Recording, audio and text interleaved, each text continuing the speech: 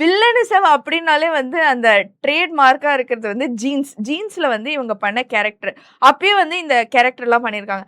இப்ப இந்த தாய் கிழவி ப்ரொமோஷன் டைம்ல வந்துட்டு சிவகுமார் வந்து ஒரு வீடியோக்கு வந்திருந்தார்.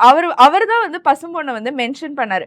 அவர் என்ன சொன்னார்னா, இப்பதான் வந்து இந்த ப்ராஸ்தெட்டிக் மேக்கப்லாம் போட்டு கிழவி மாரி காட்டுறாங்க.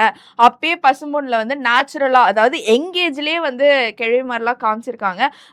நாட் லைக் கிழவி ரொம்ப வயசானவங்களா காமிச்சிருக்காங்க.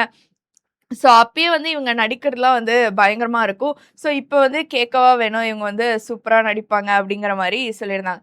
ஸோ இப்ப இந்த தாய் கிழவிக்கு இவங்க போடுற எஃபோர்ட்டும் வந்து ஹேருக்கே வந்து 2 ஹார்ஸ் ஆகுமா. ஹேருக்கே 2 ஹார்ஸ்னா மேக்கப்புக்கு ஒரு 2 ஹார்ஸ் இந்த மாரி போடுறதுக்கு ஒரு 4 ஹார்ஸ் அத ரிமூவ் பண்றதுக்கு ஒரு 3 ஹார்ஸ் இந்த மாரி வந்து அதிகமா ஆகுமா. அண்ட் ஆல்சோ அந்த மேக்கப் போட்டுட்டு இவங்க ஃபர்ஸ்ட் வந்து கமலுக்கு தான் வந்து ஃபோட்டோ எடுத்து அனுப்புனாராம்.